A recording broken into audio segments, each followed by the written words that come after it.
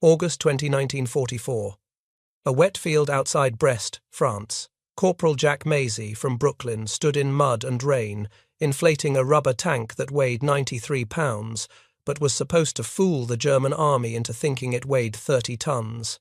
The tank looked real from 200 yards. Up close, you could see the seams where the rubber panels were glued together. You could hear the faint hiss of air escaping through imperfect valves. If a German patrol came close enough, they would realize the entire American armored division surrounding Brest was fake, and they would kill every man in Mazet's unit before breakfast. Maisie was 20 years old.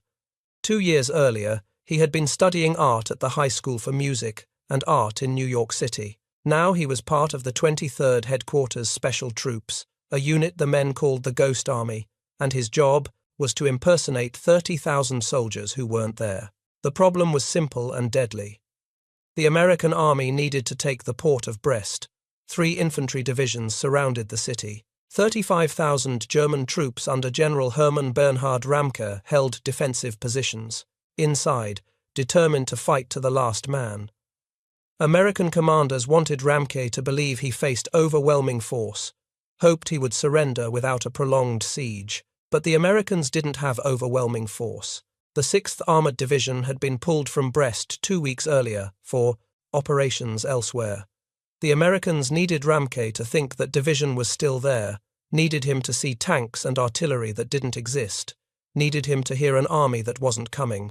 That's where the Ghost Army came in, 1,100 men pretending to be 30,000, artists pretending to be soldiers, rubber pretending to be steel. The first man who realized conventional warfare wasn't enough was Ralph Ingersoll.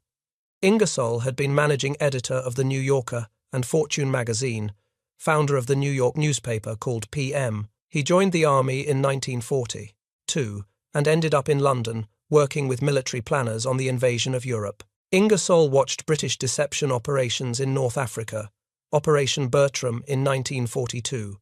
The British had fooled German General Erwin Rommel before the Battle of El Alamein, convinced him the main attack would come from the south when it actually came from the north. The British used dummy tanks, fake supply dumps, and misleading radio traffic.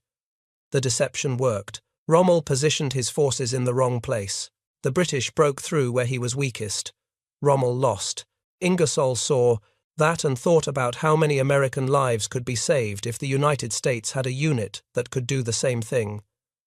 Make the Germans look the wrong way. Make them commit forces to defend against attacks that weren't coming. Tie up their reserves while real American units hit them somewhere else. He teamed up with Colonel Billy Harris. Harris was a military professional, feet on the ground, figure out how to make it work. Ingersoll was the big idea guy. Together they sold the concept to Army Command. The 23rd Headquarters Special Troops was officially activated on January 20, 1944, at Camp Forest, Tennessee. The Army needed soldiers who could think like artists, engineers who understood deception, men who could improvise and adapt because there was no manual for what they were about to do. They recruited from art schools in New York, Chicago, and Philadelphia. They recruited from advertising agencies. They recruited actors, set designers, architects, illustrators, photographers, men who understood visual illusion, who knew how to make something look like what it wasn't. The recruitment was deliberate. Army planners looked for specific skills. They wanted men who had studied perspective, who understood how the human eye processes visual information from different distances. They wanted engineers who could calculate sight lines and angles. They wanted sound technicians who understood acoustics. They wanted radio operators with perfect timing and the ability to mimic communication patterns. The unit had one of the highest average intelligence quotients in the entire United States Army, 119. That wasn't by accident. These men had to think quickly, adapt to changing circumstances, create convincing illusions under pressure, often while German artillery was firing at them. One of those men was Ellsworth Kelly. He would later become one of America's most famous minimalist painters and sculptors. In 1944, he was 20 years old and assigned to the 603rd Engineer, camouflage battalion, responsible for visual deception. Kelly understood how shapes and colors interacted, how the eye could be fooled by careful arrangement of visual elements. That knowledge made him invaluable for creating fake tank positions that looked real from reconnaissance altitude. Another was Bill Blass, who would become a legendary fashion designer. In 1944, he was reading Vogue magazine in his foxhole and painting fake unit insignia on vehicles. Blass had an eye for detail, understood how fabric and design could transform appearance. The Ghost Army needed that skill. Every deception required perfect attention to visual details. A fake headquarters building had to look exactly like a real one. Unit patches had to match precisely. Even the way equipment was positioned had to look authentic. Jack Mazie was 20, 2 years out of art school when he was drafted. He had been accepted to the High School for Music and Art in New York, one of the most competitive art programs in the country. The Army saw his records, saw his artistic ability, assigned him to camouflage work. Mazie would later say he was in a group of nuts from the camouflage corps, but those nuts understood visual perception better than any combat officer. Arthur Singer would go on to be a wildlife painter, known for his ability to capture precise details of birds and animals. In 1944, that same attention to detail helped him create inflatable tanks that looked real enough to fool German reconnaissance. Italo Botti would create murals and stained glass in the Chicago area after the war. During the war, he painted fake unit markings and created visual elements for deception operations. Benno de Terre had fled Germany in 1926. He was born in Freiburg, though his family was Hungarian. His father was an art historian, director of the Budapest Museum of Fine Arts. Benno emigrated to the United States and worked as a window dresser in New York. Window dressing required understanding how people see displays from the street, how to create visual illusions that draw attention. The Ghost Army needed exactly that skill. Making fake military installations look real from a distance was conceptually similar to making a window display look appealing from the sidewalk. Both required understanding sight lines, lighting, and visual composition. The unit was divided into 4 components. The 603rd Engineer Camouflage Battalion, 379 men, handled visual deception, inflatable tanks, fake artillery, dummy aircraft, phony headquarters buildings. The Signal Company Special, 290. 6 men conducted radio deception. They impersonated real radio operators, mimicked their Morse code patterns so perfectly that German intelligence couldn't tell the difference. The 3132 Signal Service Company, 145 men, handled sonic deception. They had trucks with massive speakers that could broadcast recorded sounds of tank movements, construction equipment, artillery fire, voices shouting orders. The 406th Engineer Combat Company, 168 men under Captain George Rebb, provided security for the others. They were trained as combat soldiers because someone had to protect the artists when they got too close to German lines. The unit arrived in England in May of 1944, just before D-Day. Some troops went to Normandy 2 weeks after the invasion. Their first mission was to simulate a mulberry harbour at night with lights, trying to draw German artillery fire away from the real harbours being constructed. It worked. German guns fired at the lights. The real harbours were built with less interference. But Operation Brest, in August 1944, was the first time the Ghost Army used all its deception methods together: visual, sonic, and radio, all at once. It was their baptism under fire, and it showed them just how dangerous their job really was. The mission was to make the Germans think the 6th Armoured Division was still at Brest when it had actually been withdrawn. 2 fake tank battalions, 3 fake artillery batteries. The Ghost Army would set up inflatable equipment, broadcast sounds of tanks moving at night, send fake radio traffic, and hope the Germans believed it. The morning of August 20, Macy and his crew inflated their first dummy tanks in combat. The M4 Sherman tank normally weighed 30 tons. The inflatable version weighed 93 pounds. It was made by Goodyear and other rubber companies. Could be inflated in 15 to 20 minutes if you had an air compressor. If you didn't have a compressor, you used bicycle pumps. If you didn't have bicycle pumps, you used your lungs. Macy and his team spent hours blowing into valves, getting lightheaded, their faces turning red from exertion.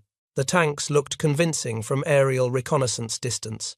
Up close, you could tell they were fake, so the Ghost Army soldiers made them look real in other ways. They scattered real artillery shells around the fake guns. They created natural debris, equipment boxes, tarps, oil stains. Captain Reb's 406th engineers used bulldozers to carve fake tank tracks into the mud, making it look like armored vehicles had driven through. They dug artillery positions. They built fake ammunition dumps. At night, the Sonic trucks rolled up to within 500 yards of German lines, 5 half-tracks per fake tank battalion. They cranked up speakers and played recordings of tanks approaching, parking, engines idling, tracks clanking against metal, voices shouting commands. Friendly American troops a mile away heard the sounds and were convinced tanks were assembling. If American soldiers believed it, hopefully the Germans would too. The radio unit transmitted fake traffic, impersonating the 6th Armored Division's radio operators. They had studied the Morse code patterns of real operators, learned the unique rhythm each person used when tapping out messages. German intelligence monitored Allied radio traffic constantly. If they heard the 6th Armored's radio signature at Brest, they would assume the division was still there. The Ghost Army soldiers also sewed fake shoulder patches onto their uniforms. Every American division had a distinctive patch. The men of the 6th Armored wore a patch with a specific design. The Ghost Army had a factory section, a dozen men who cranked out counterfeit patches made from tent canvas. When the soldiers went into nearby towns, into cafes and bars, they wore these patches and told stories about the 6th Armored Division, knowing German spies might be listening. Corporal Jack Macy later said his shirts were wrecked because he sewed so many different patches onto them over the course of the war. Every operation meant impersonating a different unit, which meant different patches, different stories, different fake radio signatures. The Germans responded to the Brest deception with artillery fire. On August 23, 22 old Corporal John Jarvie from New Jersey was sitting in his jeep near the fake tank positions when he heard shells coming in. He tried to get out of the jeep. His gun belt caught on the steering wheel. He couldn't move. 2 shells slammed into the ground 50 to 60 feet in front of him. They hit hard, threw dirt into the air, but didn't explode. Duds. Jarvie said later it was one of his 9 lives. The German artillery fire proved the deception worked. The Germans believed the fake tanks were real. They were shooting at rubber. But that success had an unintended consequence that haunted the Ghost Army for the rest of the war.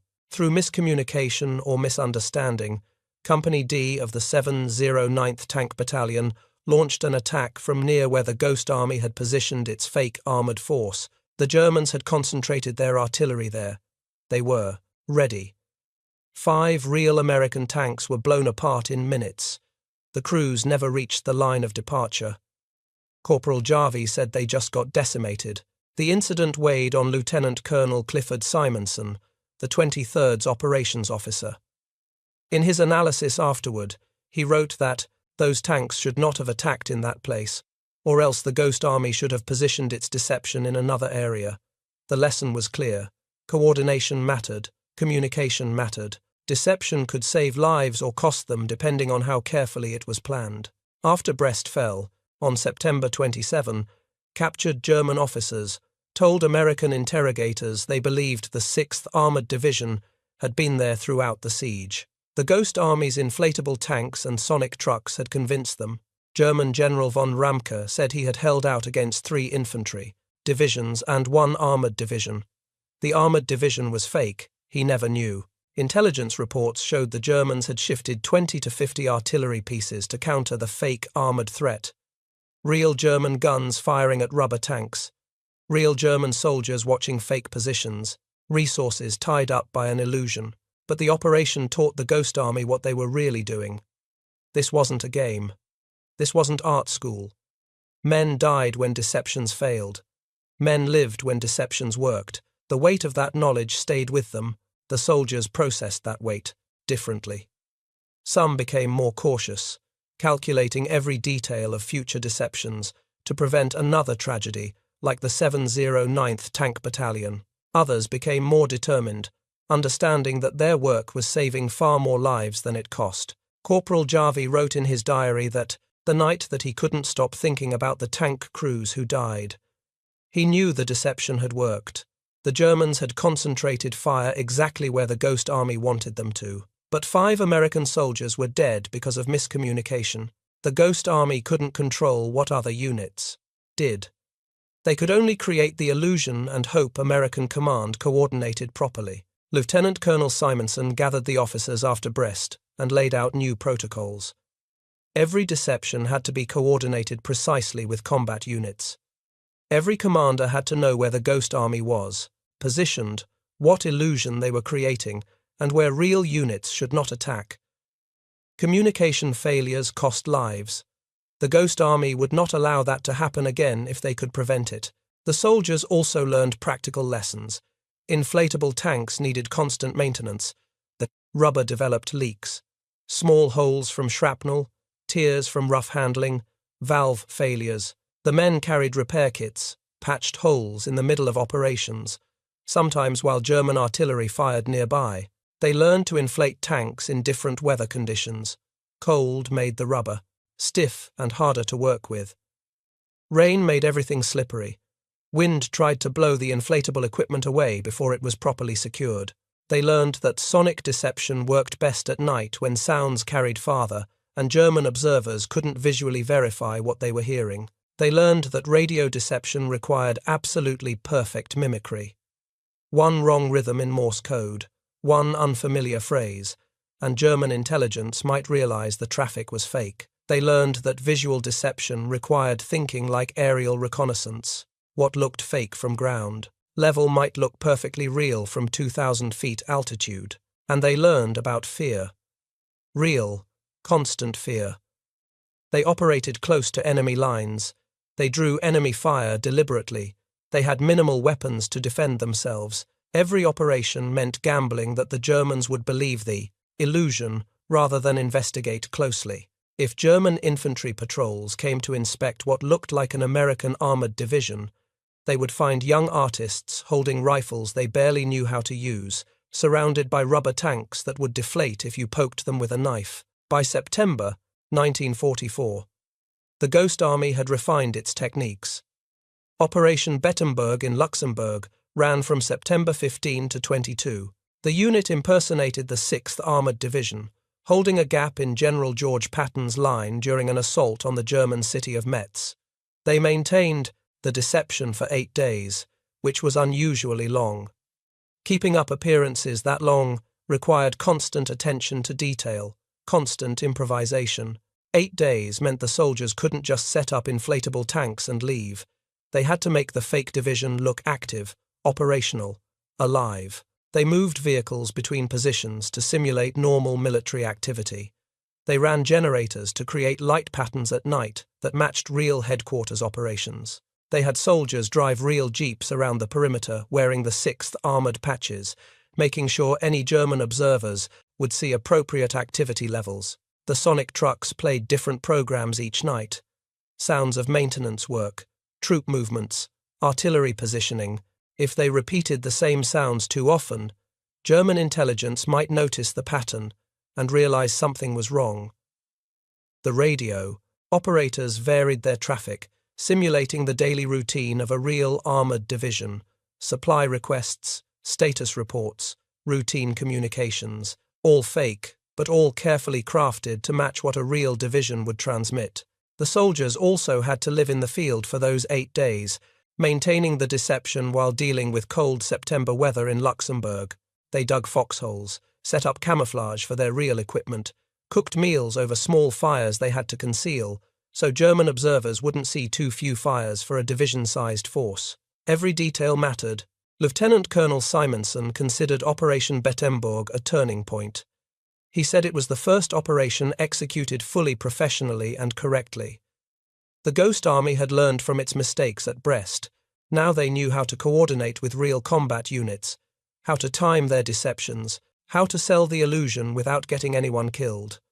The operation succeeded completely. German forces positioned troops to counter the 6th Armored Division in the Ghost Army's location. When the real assault on Metz came, it hit the Germans where they were weaker. Between September and March, the Ghost Army conducted operation after operation. Some lasted only a day or two, others stretched for a week or more. Each required creativity and adaptation. The unit developed a repertoire of techniques, but every operation demanded customization. German intelligence wasn't stupid. If the Americans used the same deception twice in the same way, the Germans would catch on. So the Ghost Army varied their methods. Sometimes they emphasized visual deception with hundreds of inflatable vehicles. Other times they relied more heavily on sonic and radio work with fewer visual elements. Sometimes they created elaborate fake headquarters with officers in appropriate uniforms walking around nearby towns. Other times they stayed hidden and let the sounds and radio traffic do the work. As the Allies moved deeper into Europe, the Ghost Army moved with them. They followed patterns, advanced through France. They operated in Belgium during the Battle of the Bulge, though they had to evacuate in a hurry when German forces broke through in December 1944. They didn't have real weapons. Their rifles and 50 caliber machine guns wouldn't stop a German assault. When the Bulge happened, the Ghost Army grabbed their inflatable tanks and sound equipment and ran. The unit staged more than 20 deception operations between D-Day and the end of the war in Europe. Each operation required improvisation. Each required the soldiers to become actors playing roles, pretending to be officers from divisions they weren't part of, telling fake stories in cafes where German agents might be listening, wearing fake patches and fake insignia, and hoping nobody looked too closely. The psychological strain was constant. These men knew that if the Germans discovered the deception, they would be slaughtered. The Ghost Army wasn't a combat unit. They had minimal weapons. They operated close to the front lines, sometimes within a quarter mile of German positions. If German troops attacked their positions, the soldiers manning fake tanks and artillery would have no way to defend themselves. But they kept doing it, because it worked. Because every time the deception succeeded, real American soldiers faced less resistance. Every fake division the Germans worried about was resources not used against real divisions. Every artillery battery firing at rubber tanks was a battery not firing at real infantry. And then came March 1945, Operation Viersen, the Ghost Army's last deception and their most successful. The 9th Army was preparing to cross the Rhine River into Germany. The crossing would happen in the 16th Corps Zone. But the 9th Army didn't want the Germans to know where the crossing would be. They wanted the Germans looking somewhere else, looking 10 miles south, looking at a fake crossing that would never happen. The Ghost Army was tasked with simulating 2 entire infantry divisions, the 30th and 79th, 40,000 men, the largest deception they had ever attempted. Lieutenant Colonel Merrick truly planned and coordinated the operation from 9th Army headquarters. The Ghost Army would set up in the 13th Corps Zone, while the real divisions assembled in the 16th Corps Zone. Everything the Ghost Army did would draw German attention south, away from the real crossing point. On March 18, the Ghost Army moved into position near Viersen, a German city in the lower Rhine Valley north of Cologne. They brought everything. More than 600 inflatable vehicles, dummy tanks, artillery, jeeps, trucks, even inflatable liaison aircraft. The visual deception had to be perfect because German aerial reconnaissance, though limited by this stage of the war, might still spot them. The camoufleurs inflated the rubber vehicles and positioned them exactly as real. Divisions would position real equipment. They created fake headquarters buildings with painted signs. They ran telephone lines between buildings, even though the lines didn't connect to anything. They dug artillery positions. They scattered ammunition crates and fuel drums. They made the installations look lived in, used, functional. Aerial photographs taken later showed remarkably authentic layouts. If you didn't know they were fake, you would assume they were real military positions. The sonic crews worked around the clock. At night, they played sounds of trucks rolling in, equipment being moved, construction crews working. During the day, they broadcast sounds of heavy bridging work, as if engineering units were assembling pontoon bridges for a river crossing. The sounds carried across the Rhine to German positions on the opposite bank. Real bridging units were attached to the 23rd to add credibility. They assembled some actual bridge sections near the fake crossing point. Not enough for a real crossing, but enough to look convincing from a distance. The radio unit transmitted constant traffic, impersonating the 30th and 79th Divisions. Fake reports, fake supply requisitions, fake operational orders, all carefully crafted to make German intelligence believe those divisions were preparing for a major assault. Soldiers wearing the patches of the 30th and 79th walked through nearby towns. They set up fake command posts in buildings and staffed them with officers pretending to be colonels and generals. They talked loudly in cafes about the upcoming crossing, dropped hints about timing and objectives, all carefully scripted to be overheard by German spies and sympathizers. The Ghost Army even simulated artillery fire. They set off flash canisters to create the visual appearance of guns firing. The Germans responded with their own artillery, hitting the fake positions. Shells destroyed inflatable tanks. The soldiers ran out and patched them up, re-inflated them, kept the deception going. The operation ran from March 18 to March 24. 6 days of sustained deception. 6 days of 1,100 men pretending to be 40,000. 6 days of hoping the Germans believed what they were seeing and hearing. On March 23, the real crossing happened. The 9th Army's 16th Corps crossed the Rhine at Wessel, 10 miles north of where the Ghost Army had positioned its fake assault. The crossing met minimal resistance. German forces were concentrated to the south, watching the fake crossing, waiting for an attack that never came. Intelligence reports confirmed the success. The 30th Division's intelligence officer reported the United States attack came as a complete surprise to the enemy, with a consequent saving of American lives. The 79th Division captured a German map showing American positions before the attack. The map showed the 79th Division approximately where the Ghost Army had portrayed it. The map had lost the 30th Division altogether. 9th Army intelligence stated the Germans expected the main Allied effort to be made north of Wesel, with a minor crossing opposite Krefeld, exactly where the Ghost Army had set up its deception. The Germans had been completely fooled. Prisoners of war captured after the crossing confirmed it. Not one German soldier, including battalion and regimental officers, expected an attack from the west. All had been told by higher command to prepare for an attack from the north across the Lippe River and Canal. The Germans had positioned their troops based on what the Ghost Army made them see and hear. The initial crossing met astonishingly low resistance. Casualties were minimal compared to what would normally be expected in a major river crossing into enemy territory. The deception had worked perfectly. Military historians estimated Operation Viersen saved between 15,000 and 30,000 American lives. The Ghost Army's rubber tanks and sound effects and fake radio traffic had pulled German forces out of position and allowed real American soldiers to cross the Rhine virtually unopposed. General William Simpson, commander of the 9th Army, sent a commendation to the 23rd Headquarters Special Troops. He wrote that the careful planning, minute attention to detail, and diligent execution of the tasks accomplished by the personnel of the organization reflect great credit on this unit. It was one of the few official recognitions they received during the war. 2 weeks later, the war in Europe ended. The Ghost Army's mission was complete. The question that haunted German commanders after the war was simple. How did they miss it? How did American forces keep appearing where German intelligence said they wouldn't be? How did American strength always seem larger than the Germans calculated? The answer was buried in details German intelligence officers never saw. The inflatable tanks hidden inside the canvas, covered trucks. The Morse code operators mimicking radio signatures so perfectly that German signals intelligence couldn't detect the deception.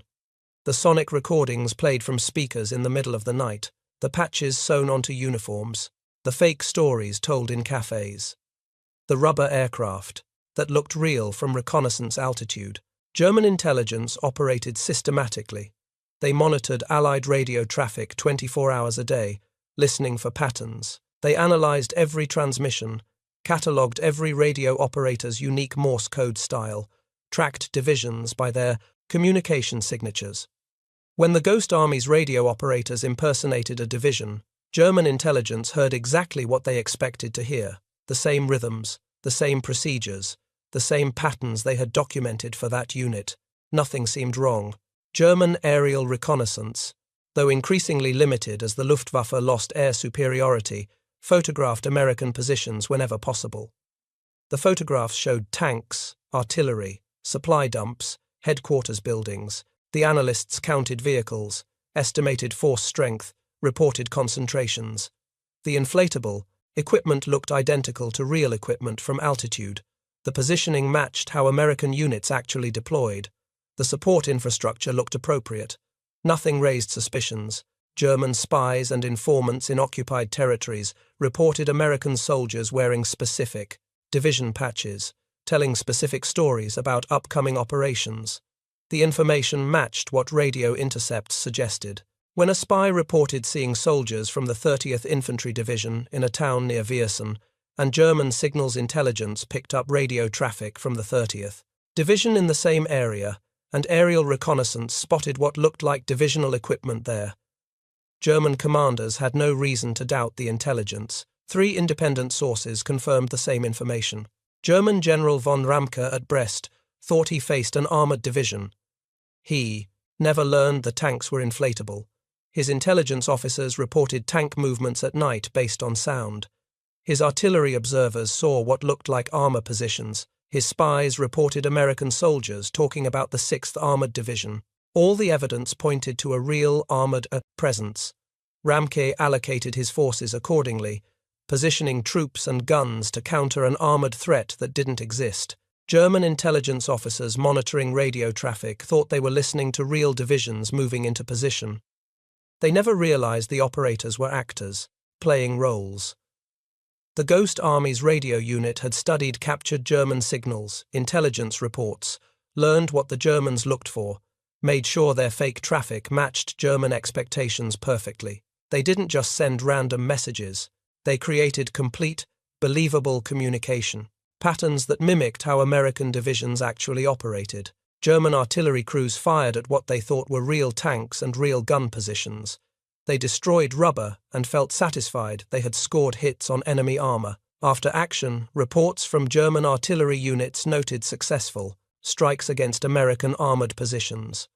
Those reports were filed, analyzed, used to evaluate German artillery effectiveness. Nobody realized they had been firing at toys. The fundamental problem for German intelligence was that the deception was multi-layered. The Ghost Army didn't just put up fake tanks and hope Germans would see them. They created complete illusions: visual plus sonic plus radio plus human intelligence. A tank wasn't convincing unless you also heard it moving at night. A division wasn't believable unless you picked up its radio traffic. A headquarters wasn't real unless you saw soldiers with the right patches telling the right stories in the right places. The Germans had developed countermeasures for individual deception techniques. They knew to be suspicious of isolated pieces of intelligence, but when visual observation matched what radio intercepts suggested, and both matched what human intelligence reported, and all of it made tactical sense given what German commanders knew about American operations, the deception became invisible. It looked like reality because it was presented as complete reality, not as isolated false signals. After the Rhine crossing, German after-action reports noted unusual American activity that didn't make tactical sense. Units that appeared in one location and then disappeared. Radio signatures that moved in ways that suggested impossible troop movements. Artillery positions that drew fire and then were never used. The reports noted these anomalies but couldn't explain them. It wasn't until after the war that German intelligence officers learned about the 23rd Headquarters Special Troops. When they did, they went back through their wartime intelligence reports and found evidence of the Ghost Army's operations everywhere. Fake radio traffic they had catalogued as real. Inflatable tanks their aerial reconnaissance had photographed and counted as legitimate armor. Fake headquarters their spies had reported seeing. The realization that they had been fooled repeatedly by 1,100 artists and engineers was devastating to German military pride. They had been beaten not just by American industrial capacity and superior numbers, but by creativity and deception. by men who understood how to manipulate perception, by soldiers who fought with imagination instead of bullets. The Ghost Army never received official credit during the war. After Germany surrendered in May 1945, the unit returned to the United States. They arrived in July. On September 15, 1945, the 23rd Headquarters Special Troops was deactivated. Every soldier was sworn to secrecy. The Army classified all records. The equipment was packed away. Nobody could talk about what they had done.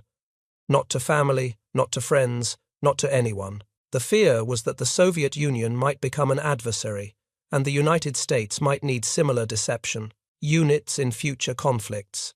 If the tactics became public knowledge, they would lose their effectiveness, so the Ghost Army disappeared into history. 1,100 men who saved thousands of lives went back to civilian life and said nothing. Jack Mazey returned to New York and used the GI Bill to study design at Yale. He became an exhibition designer, worked for the United States Information Agency, creating displays at World's Fairs. He designed the Ellis Island Immigration Museum in New York, which won a Presidential Design Award. He designed exhibits for the National World War II Museum in New Orleans.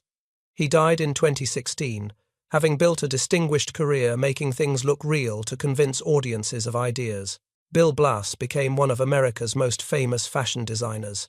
The man who read Vogue in his foxhole and painted fake unit insignia on trucks used his eye for detail and understanding of visual illusion to create clothing that changed how people presented themselves. He never talked publicly about the Ghost Army until the story was declassified decades later. Ellsworth Kelly became one of the 20th century's most important minimalist painters, sculptors. His work focused on color, form, and the relationship between what people see and what is actually there. The artistic principles he learned making fake tanks for the Ghost Army influenced his understanding of visual perception. Arthur Singer painted wildlife. Benno de Terre went back to window dressing and art. Italo Botti created murals and stained glass. These men who had used art to deceive went back to using art to create beauty and meaning. They didn't talk about the war. When people asked what they did in the service, they said they were engineers or they worked in camouflage. Nothing specific. Nothing that would reveal the classified mission. Some of their own families never knew. Kim Seal's father served in the Ghost Army. Seal didn't learn about it until 6 months after his father died in 2001, when another Ghost Army veteran contacted him about a reunion. Seal asked what the Ghost Army was. His father had never mentioned it, never talked about the deceptions, the inflatable tanks, the nights broadcasting fake sounds close to German lines, the terror of knowing that discovery meant death. He kept the secret to the grave. In 1985, Smithsonian Magazine published the first feature-length public account of the Ghost Army. Veteran Arthur Shilstone illustrated the article and offered first-hand testimony, but the story remained officially classified. The Army hadn't declassified the records. The veterans still couldn't talk freely about their service. That changed in 1996. The Army declassified the 23rd Headquarters Special Troops records. After 51 years of secrecy, the story could finally be told. Rick Beyer, a filmmaker and author, discovered the story and became determined to share it. He created a documentary called The Ghost Army in 2013. He co-authored a book, The Ghost Army of World War II, in 2015. He founded the Ghost Army Legacy Project to preserve the unit's history and ensure the men received recognition. Beyer tracked down surviving veterans. He interviewed them, collected their stories, gathered photographs and documents from their personal archives. He discovered that many of the men had kept sketches and paintings they made during the war. These artists had documented their service not just in official reports, but in art. They drew portraits of each other, painted scenes of French and German towns, sketched the inflatable tanks they set up and the countryside where they operated. The art provided a window into what the war was like for them, not just the tactical details of deceptions, but the human experience, the fear, the boredom, the absurdity of inflating rubber tanks under German artillery fire. the strange camaraderie of artists and engineers and soldiers, thrown together in a mission nobody had ever attempted before. In 2022, President Joe Biden signed legislation awarding the Congressional Gold Medal to the Ghost Army. The Congressional Gold Medal is one of the highest civilian honors in the United States. It recognized that these 1,100 men had played a crucial role in Allied victory. In March 2024, 3 surviving Ghost Army veterans attended the ceremony at the United States Capitol. Seymour Nussenbaum, 100 years old, from Monroe Township, New Jersey. Bernard Bluestein, 100 years old, from Hoffman Estates, Illinois. John Christman, 99 years old, from Leesburg, New Jersey. 3 men out of 1,100. The last known survivors of a unit that had saved tens of thousands of lives. Nussenbaum told reporters it was like putting on a big production. He said they had people impersonating generals, putting on a general's uniform and walking around the streets. It was theatre. It was art. It was warfare conducted with creativity instead of firepower.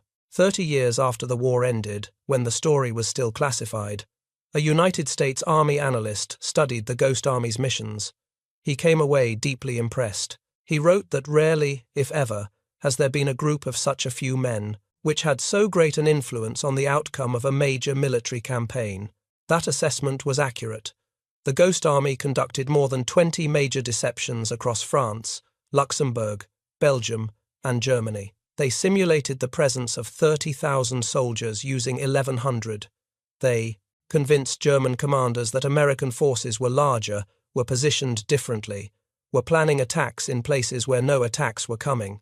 They drew German artillery fire, German troop movements, German defensive preparations toward threats that didn't exist. And while Germans focused on fake armies, real American divisions attacked where the Germans were weakest. The estimated casualty reduction ranges from 15,000 to 30,000 American lives saved. That number comes from comparing casualty rates in operations where the Ghost Army provided deception support versus similar operations without deception. River crossings, advances through defended territory, assaults on fortified positions. When the Ghost Army drew enemy forces away from the actual point of attack, American casualties dropped dramatically. 3 Ghost Army soldiers were killed during their operations. Dozens were wounded. They operated close to front lines, sometimes within a few hundred yards of enemy positions. They drew enemy fire by design. The sonic trucks broadcasting sounds of tank movements at night were targets. The inflatable tanks, positioned to look like real armor, attracted artillery. The men who set up these deceptions knew they were painting targets on themselves, but they did it anyway. Because they understood the mathematics. 3 men killed and 30 wounded was a tragedy. But if their deceptions saved 15,000 other soldiers, the equation was clear. The Ghost Army traded the risk to 1,100 men for the protection of hundreds of thousands. That calculation was never easy. Lieutenant Colonel Simonson's analysis of Operation Brest, where 5 tanks from the 709th Tank Battalion were destroyed because of miscommunication about the Ghost Army's deception, showed the moral weight these men carried. They were responsible not just for their own safety, but for ensuring their deceptions didn't inadvertently cause casualties among the troops they were trying to protect. The Ghost Army's legacy extends beyond World War II. The United States military continues to use tactical deception. Modern psychological operations and information operations trace their lineage to the 23rd Headquarters Special Troops. The techniques have evolved. Inflatable tanks have been replaced by digital deception, electronic warfare, and cyber operations. But the fundamental principle remains the same. Make the enemy see what you want them to see. Make them believe what you want them to believe. Control their perception, and you control their response. The Ghost Army proved that warfare isn't just about firepower and numbers. It's about psychology. It's about understanding how people make decisions based on the information they have. If you can control that information, if you can feed them false data that looks real, you can manipulate their decisions. You can make them position forces in the wrong place. You can make them prepare for attacks that won't come. You can make them waste resources defending against threats that don't exist. And in doing that, you save lives. Your soldiers face less resistance. They fight against enemies who are out of position, unprepared, confused. The battles are shorter, the casualties are lower, the victory is more complete. This is what 1,100 artists and engineers accomplished in 1944 and 1945. They didn't fire many shots. They didn't fight major battles. They didn't capture territory, but they changed the outcome of the war by making the Germans see something that wasn't there. The men who did this received almost no recognition for 50 years. While they kept silent, the official histories of World War II were written. Those histories talked about infantry divisions and armoured divisions and airborne operations. They talked about generals and battles and campaigns. They didn't mention the 23rd Headquarters Special Troops because that story was classified. By the time the story was declassified in 1996, the accepted narrative of how the war was won was already established. The Ghost Army's role wasn't part of that narrative. It took another 2 decades and the work of people like Rick Beyer to bring the story to public attention. And it took until 2022, 77 years after the war ended, for the United States government to officially recognize the unit's contribution with the Congressional Gold Medal. But the men themselves never seemed to need the recognition. When interviewed in later years, they talked about the experience with a kind of bemused wonder.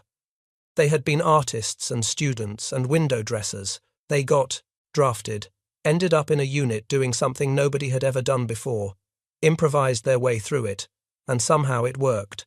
They made the Germans believe in phantom armies. They saved thousands of lives. And then they went home and went back to being artists and designers and architects. Jack Maisie said the Ghost Army was a group of nuts from the Camouflage Corps, including Bill Blass, who read Vogue in his foxhole. He said when the war was over, none of them wanted another war. They wanted to build things, create things, make the world better instead of destroying it. That might be the most important lesson of the Ghost Army. That creativity and imagination aren't just tools for making art, they're tools for saving lives. That the same skills used to design a beautiful building or paint a compelling image can be used to create illusions that protect soldiers. That artists have a role in warfare, not because they can make things look pretty, but because they understand how perception works, how to manipulate what people see and believe. The Ghost Army used creativity as a weapon. They fought with imagination. They won battles with rubber and paint and sound recordings. And they proved that sometimes the best way to win a war is not to fight directly, but to make the enemy fight against an illusion, chase shadows, prepare for attacks that will never come. 1,100 men pretending to be 30,000, artists pretending to be soldiers, rubber pretending to be steel. And it saved more lives than anyone counted at the time. If you found this story as compelling as we did, please take a moment to like this video. It helps us share more forgotten stories from the Second World War. Subscribe to stay connected with these untold histories. Each one matters. Each one deserves to be remembered. And we would love to hear from you. Leave a comment below telling us where you are watching from. Our community spans from Texas to Tasmania. From veterans to history enthusiasts, you are part of something special here. Thank you for watching, and thank you for keeping these stories alive.